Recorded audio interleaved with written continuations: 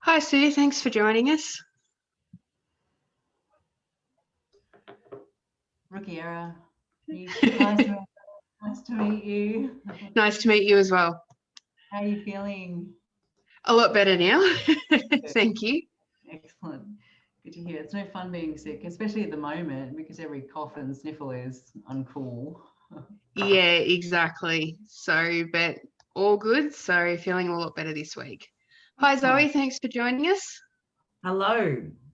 Just trying to get my sound to work properly. How are we? Not bad. How are you doing? Pretty good. Starting to get into 2021 nicely. It's good. Yeah, it is. It's Slower big than change to 2020. last year. Say that again.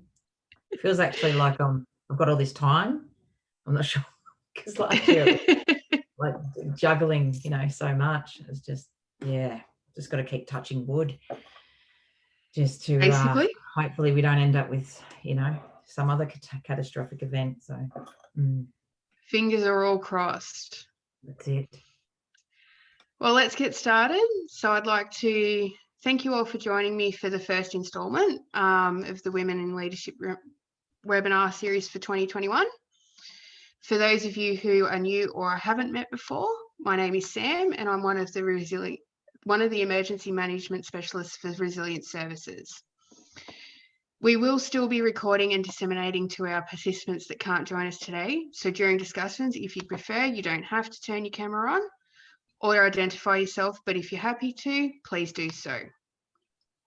I'd like to welcome everyone back from what was hopefully a well-earned and enjoyable break over the Christmas New Year period. I know I enjoyed my time catching up with friends and family that I haven't been able to see for a while, and I hope you did as well. Did you guys get much of a break over Christmas? 20 days. Nice. Yeah, I had about 3 weeks off, went down to Hobart to see some family, which was nice. Thought I'd take the opportunity before, in case the border's shut again. It's nice. Tassie would have been nice. I like it down there. It would have been. Always beautiful. Are you here in Melbourne, Zoe? Yeah, I'm in Melbourne, but I've certainly made it down to Tassie before, down to Richmond Bridge and all that area. So it's lovely. It's at the Salamanca Market. Yeah, my parents retired there about 20 years ago, so it's a very nice place to go visit. Very nice. Yeah. Oh, that's lovely. I'm glad that you got a break. I think we all needed it after last year. We did. So today I thought, being the beginning of a brand new year, we should look at how we can succeed in the skills that I think will be important to a potentially uncertain 2021, following on from the crisis that 2020 brought us. So I'd like to start with adaptability. As we all know, being women in leadership roles, we face many challenges, including inflexible employment hours, time off for children when they are sick, inability to work some hours from home. These are just a few I have named that fall under the adaptability heading. For many years, we've had to adapt to the male-like workforce and expectations. However, in recent times, during the pandemic, we've noticed a considerable shift in the traditional employment rules. And I've secretly had a giggle. I mean, let's be honest. I think we all have, as these changes have proven that our workforces are capable of everything we've been fighting for. Yes. Let's take working from home, for example. Up until last year, most companies still followed the archaic rule that employees must work from the office 9 till 5, Monday to Friday criteria. Well, during the pandemic, this was not an option, especially in Victoria. All Victorians had to adapt quickly and are now realising that, hey, working from home is possible. In most cases, productivity didn't decrease. The work is still getting done, and according to an article I read by Forbes recently, it indicated that only 23% of the initially polled workforce wanted to return to the office. However, now that we've been doing this for a while, it states that 72% wish to return to the office. The article indicates that the increase was due to the endless Zoom calls, adding approximately 1.7 hours to the current working day, causing staff to fatigue and even more than on an average day. But is this any different to being in an office attending meetings in person? Why did meetings increase while working from home? I know the change happened quickly with not a lot of time to set systems in place, but would it be that hard to refine the working from home system to allow the flexibility to continue? The main concern I have is we still are living and adapting to the uncertainty that 2021 can bring us. The pandemic is still not over. Outbreaks are still happening. Take one look at the UK or the US. Should we spend time to review and improve the ability to work from home? I say the answer is yes, but this is just my opinion. I believe to move forward and to be able to have a more success in 2021 and beyond, that the ability to work from home at least part of the time should be considered as a priority to ensure that businesses can continue to operate should life throw us another curveball. Sue and Zoe, I'm going to throw it out to you, but what are your thoughts on being adaptability? So from my point of view, sorry, from my point of view, go, Sue. Yeah. I think what we need to focus on for this year is the hybrid model. How do we effectively manage people in the office and people at home so that we don't end up with second-class citizens at home not being part of the crew because you're not in the meetings in person. So I think that's something I'd like to really see be focused on in big business this year, because people do want to stay home. I know that a company that I've been working with is very keen to get its people back, and they're encouraging, depending on which way you want to understand that, people to come in at least 3 days a week, which is being met with some resistance. Some people are very happy. So I think the hybrid model might be an important part of our future. I totally agree. I think it's important to give people options. Yeah. So hybrid, we were sort of given 4 options, which I think was quite good, because obviously we've got field people that work from home and the field. We've got people that work from office and home, and then we've got people that want to work predominantly from home and just a little bit at work. And so there's I think it's good to give people options, but also there's the emergency side of things, and we have to understand that giving people access and things for emergencies is another thing altogether. Because we can say we want to work from home, but then if I know incidents can be certainly controlled from home, but if there was something, then we'd need to all activate an incident management team, and if that's needed to be on site, then that's needed to be on site. So yeah. Sorry, I completely agree with you, and that was sort of where I was going as well, that it's really about choice. And there's employees out there that are higher risk than others, and I believe giving them an option is really the only way forward, particularly with the uncertainty we're still seeing at the moment. Yeah, I think it's the wrong way forward to be going into this year expecting we can bring people back into the office and that we won't have to send them home again. So I think we really need to focus on the flexibility of it all.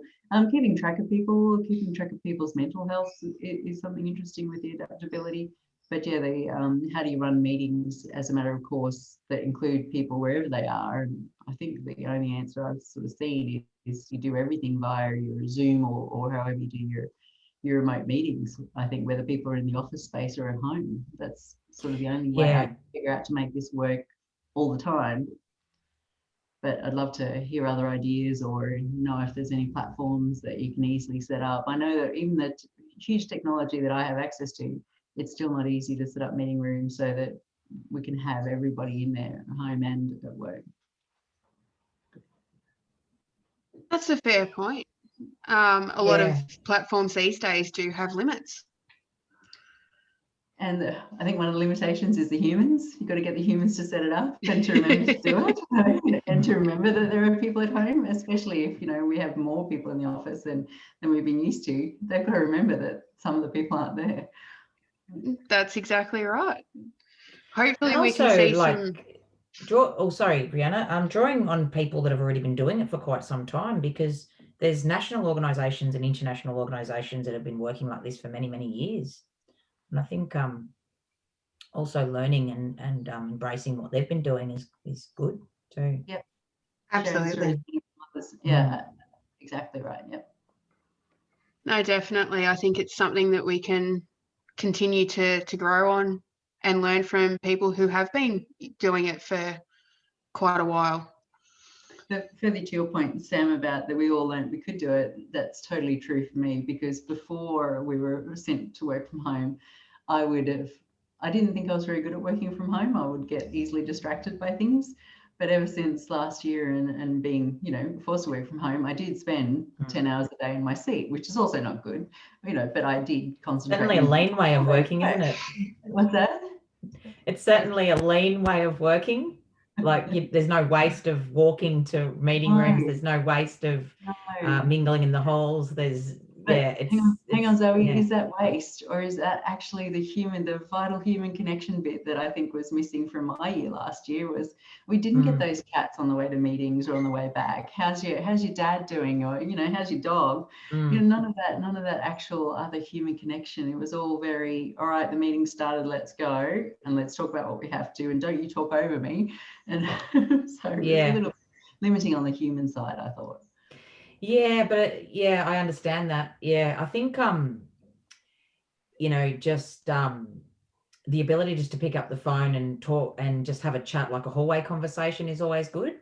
Like, just reaching out to people, just, for instance, I thought about one of the guys on the road the other day, and I thought I haven't spoken to him for a while, and just called him for a chat, like just like a hallway conversation. So I think it's just it's good to, still have those hallway conversations, but just sort of ad hoc. Yeah, and that's I guess what we consider part of best practice here, because we've worked from home before it was cool. So we're all very well adapted to the working from home model, and we encourage everyone to have water cooler conversations, as we call them. So just taking that time out to shoot the breeze. How are you? Check in on your friends, your colleagues, the people you work with, without having that work related conversation. And I think that's I like the water cooler. Yeah, that's what we call them here, and it works really well. Appropriate So for my industry. Yeah, definitely. Yeah. All right. Well, let's move on to empathy. It is a skill that seems to be highly regarded within women leaders, more so than men. But why is it so important moving forward? Well, the past year, the pandemic has caused a lot of uncertainty. It has made workers and people in general more anxious and stressed. Employment rates dropped, and businesses have had no choice but to close or downsize. Whether that be permanently or temporarily, the outcome is the same. As businesses continue or even start the recovery process, the employees are being reinstated. Everyone is still carrying the burden from reduced hours or not even working at all. In Victoria, people have been unable to pay rent, which in turn landlords have not been able to pay the mortgages on those properties, let alone those who have just one mortgage to themselves. Families struggle to provide just the basics, including bills. Bills are going unpaid. This is just the financial burdens. But what about the mental health implications that came along with all of this? Mental health statistics have risen during lockdowns, overloading the health system. People are going untreated as the influx is more than there is availability in workers. This isn't just about your employees, but we need to also look at your clients, your contractors, or anyone else that you would have contract with. Each of these stakeholders will require you to utilize empathy in your dealings with them. Showing empathy isn't a sign of weakness. It represents understanding and compassion. In times like we are currently seeing, understanding can go a long way in achieving a common goal.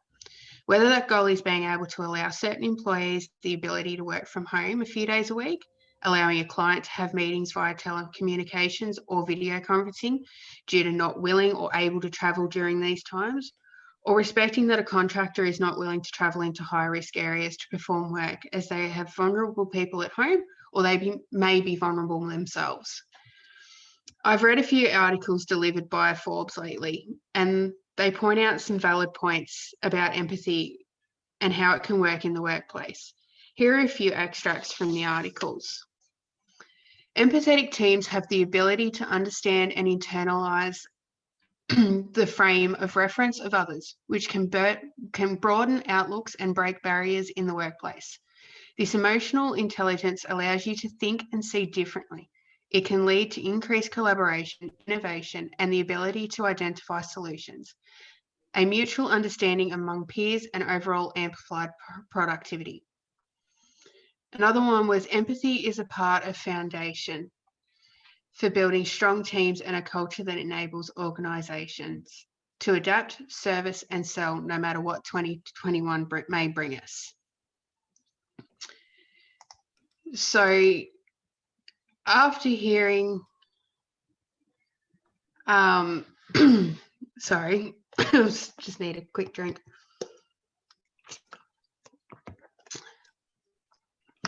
After hearing these statements, you can see why empathy is such a strong skill to have in general throughout the workplace, but even more so while in the middle of a global pandemic. How do these statements make you feel? I know from my perspective, I believe that empathy was once seen as a weakness, that only women delivered in their leadership roles, but it is now viewed as an integral skill to have. So again, I'm going to open the floor and get your thoughts on seeing more empathy in the workplace. Definitely needed. Definitely something that we need in modern workplaces, or we have always needed in workplaces.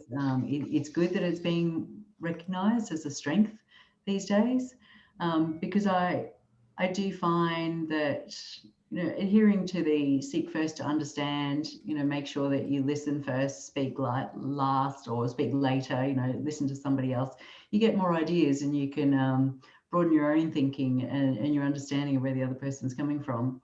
I learned, or I taught myself, to fully be present in conversations instead of rushing or thinking about the next thing, to actually stop and listen and concentrate on the other person. That was something I kind of had to teach myself that, and I feel almost embarrassed to say that, but I guess as you grow up, you're kind of rushing everywhere, you're thinking about a million things at once, and I just learned to stop and listen. And it's amazing the difference that it makes to people to just have you say, how are you? How's your day? Anything like that.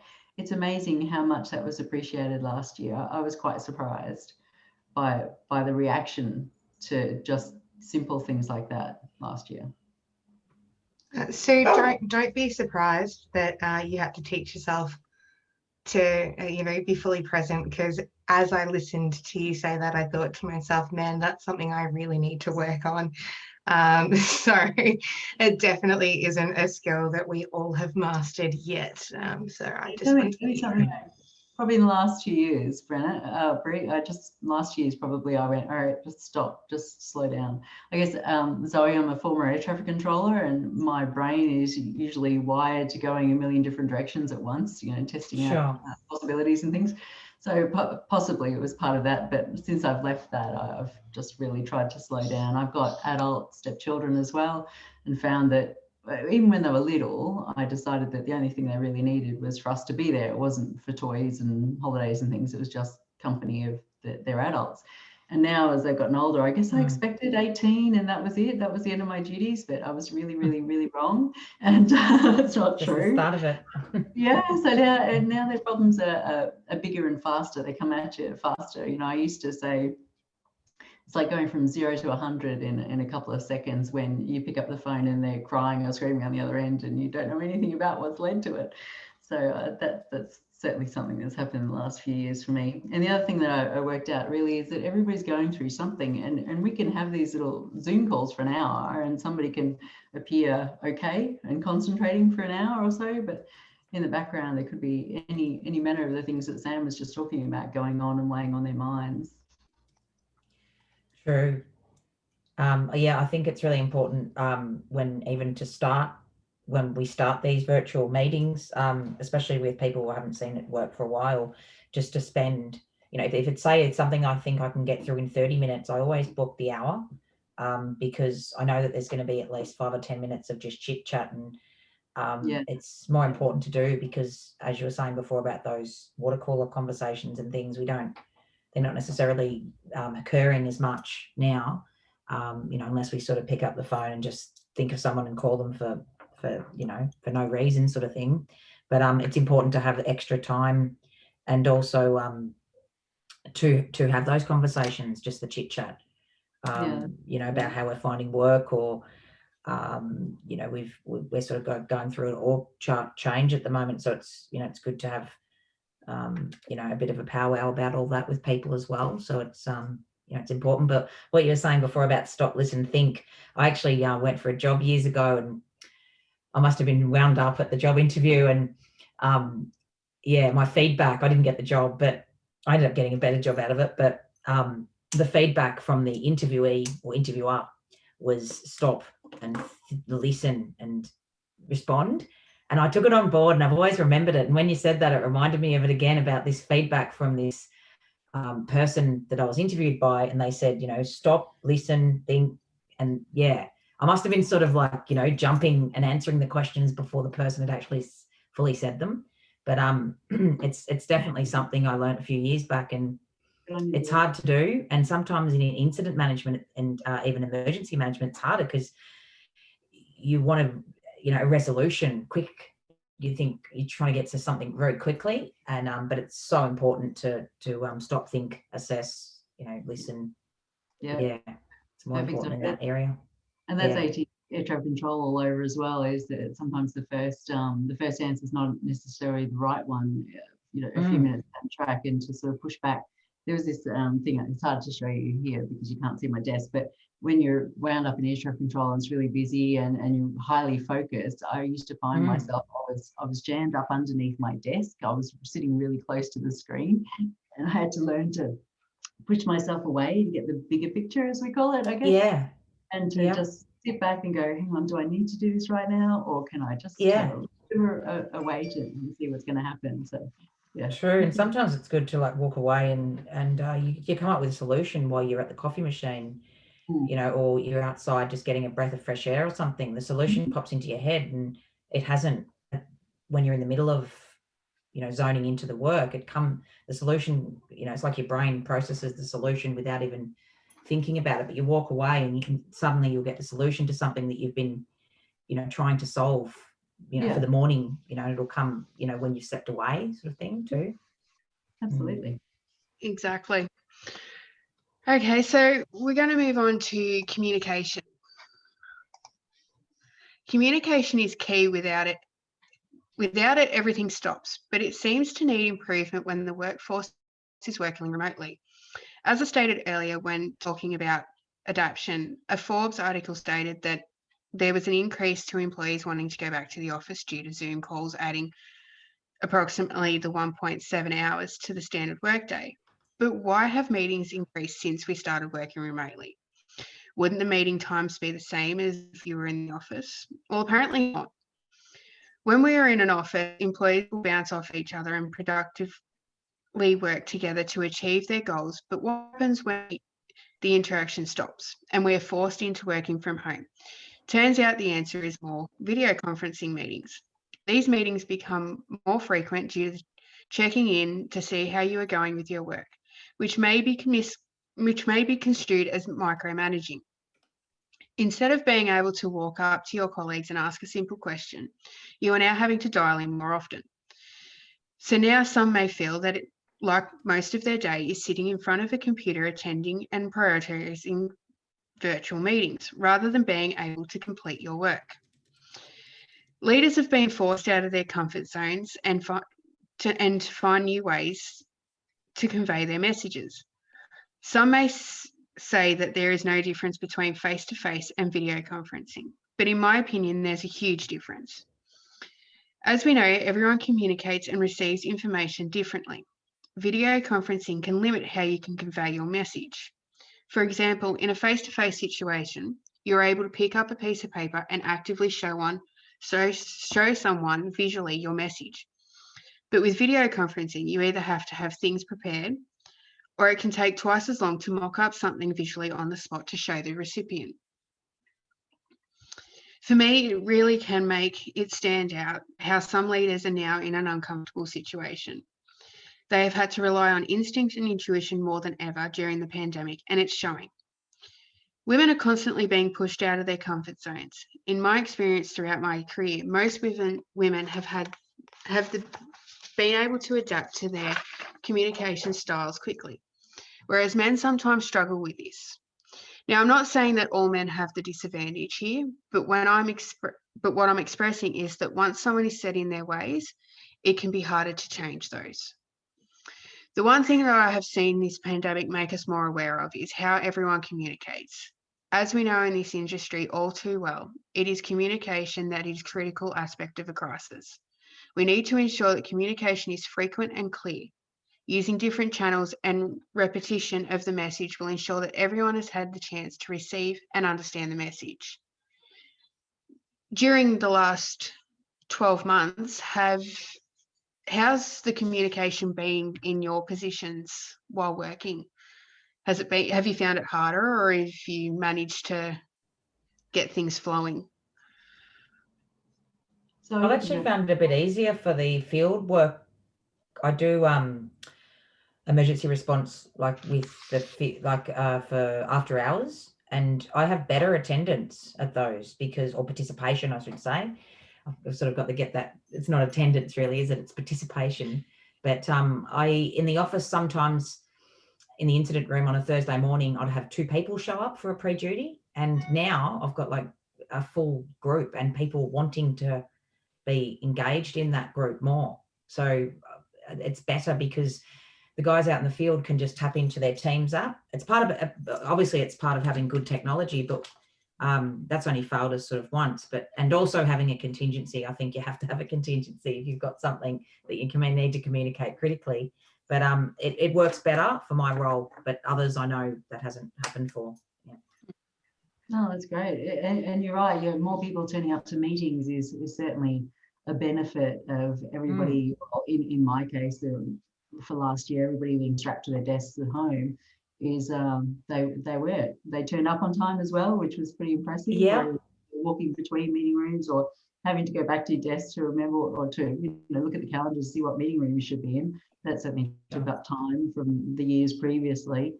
I found this kind of communication, though, the difficulty is trying to pipe up in a conversation, and that sort of disconnect when two people start talking, and it's a lot easier in a room to hear both, whereas in this kind of format, you can really only hear one clearly. It's a bit like the air traffic control, the radio. You can really only hear one person clearly at a time. And I think that was a bit of a limitation to this. But yeah, no, I fully agree. Getting more people into meetings was good. The repetition of the message was interesting too, Zoe. And I think maybe you, sounds like you might have this a bit more down pat than my company certainly did. Is that if you have meetings and you send follow-up emails, perhaps, whereas we really didn't get ourselves sorted fully because we were a fully work from the office organisation prior to March last year. I think we still have things to learn and things we could put in place to improve, definitely. Well, if I could bring it to sort of our sector just for a second, sort of an emergency management sphere. I was observing for an emergency exercise for a client last week, and it was really the first complex emergency exercise they'd done since the beginning of COVID. They had a lot of issues with the communication in this virtual setting because they weren't used to being normally in an emergency management room. They weren't used to having to announce who they were when they started to speak. And it wasn't necessarily clear who was speaking at any given time due to the constraints of Teams or Zoom, whatever it is, not necessarily showing people's videos when there's too many callers on the line. So it wasn't easily identifiable. And as you stated before, Sue, that you can only hear one person clearly a lot of the time. So if people did start speaking at the same time, it was kind of like, hang on, who's talking? What are you trying to say? Whose message is more important right here, right now? And that is definitely one of the communication challenges I think we're going to have moving forward in an exercise space. Because it could be inevitable that we are managing these things online virtually because we can't physically get everyone in that team into the office at the right time. So that's one of the questions that really need to be answered, is how do you make those things clear for everybody in the room, or for everyone online, I should say. Sorry, that's just my 2 cents. Yeah, see that terminology? Like participate, don't attend, because it's not attendance. You're not attending anything. You're attending your desk. You're participating in the virtual forum. Yeah. Exactly. It is a sort of a change in Language mindset. Yeah, it is. Yeah. So the last one that I wanted to touch on today was empowerment. It's hard enough to create empowerment in an office setting at the best of times, let alone when we are forced to work remotely. But it can be done. Going into 2021, we need to look at the best ways to do this and get our teams looking forward to a positive future despite what is going on around us. Most leaders have acknowledged that empowerment is a contributor to a happy and more motivated employees, with the flow-on effect of improved business results. But the problem lies with how do we do that? So I'm briefly, because we're running out of time, briefly going to go through a couple of them.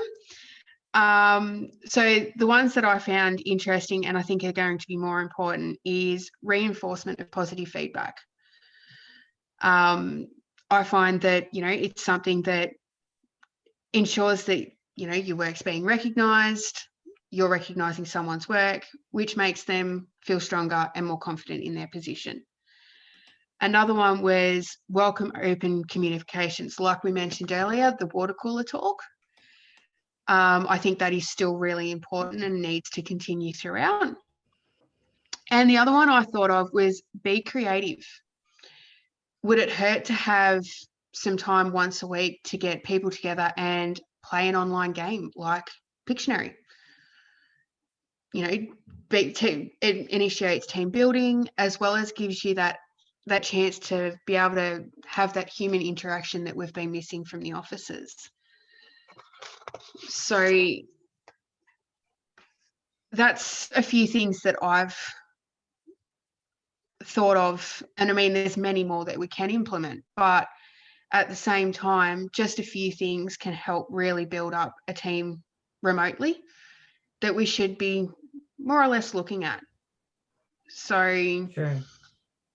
I don't know. Comparing streaming Netflix streaming options throughout the year.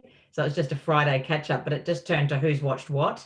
And I got some seriously good ideas from the other guys in the team, because it was just, I saw this series and I ended up watching hours and hours of The Designated Survivor on Netflix. One guy in my team. And then since then, I've caught up with him a couple of times and just gasbagged about this show, which is normal interaction you'd have in the office. But what you're saying, Pictionary, something. We've done quizzes, we've done just informal catch-ups. And I think, we had quite a bit of engagement for those. It was just a half an hour and it was 4 to 4:30 on a Friday. It was not mandatory attendance and you could leave when you wanted. And it was just, we've got to actually pick up those for 2021 because they were, quite often in 2020. One thing I found too is to encourage people to do things via Zoom. We do lunch and learn things where we get the subject matter experts to talk about something particular in engineering or so. And they would do in the office, but they were really reluctant when we went to working from home. So what I did to empower them was help them with the tools, help them learn how to use Zoom and help them work out how to do the presentation. Yeah. And I would do the administration part of it to invite them and welcome them. So that, and once they'd done one, they went, oh, it's easy, it's okay. But it was just leaving them there and giving them that platform and just giving them that helping hand, I think. Absolutely. Really, and it's really good.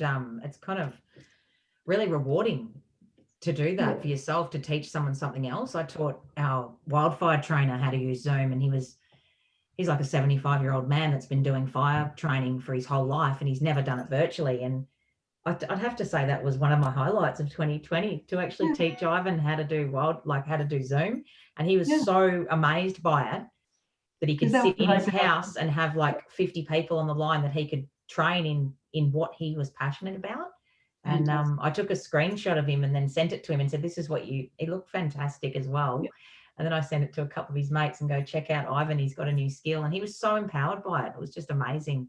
Yeah. That's it. And it's such a small, simple thing, but by taking the time to show somebody how to use the tools, you set them off down this whole path. We had one trainer in Sydney who was a very experienced person in the organisation, but didn't want to have a bar of doing online a little bit of encouragement later, and 2 courses later, and he thinks it's the best thing since sliced bread. He loves it. So Calling Mr. Webex now. We got some great training done because of it. Without taking the time. People are reluctant though. They're a bit scared that it won't work or something. Yeah, afraid of change, which is a big problem for pandemics and the whole workforce changing. Well, that's it. So, well, guys, we've got 3 minutes left before this cuts out on us today. So I'd like to thank you for attending and being here with me today. Next month's topic is wide open. So if you've got any suggestions of something you'd like to talk about, please, I encourage you to send me an email and we'll go from there. But thank you again, and I look forward to seeing you all next month. Thanks, Cool. Sam. Take it easy.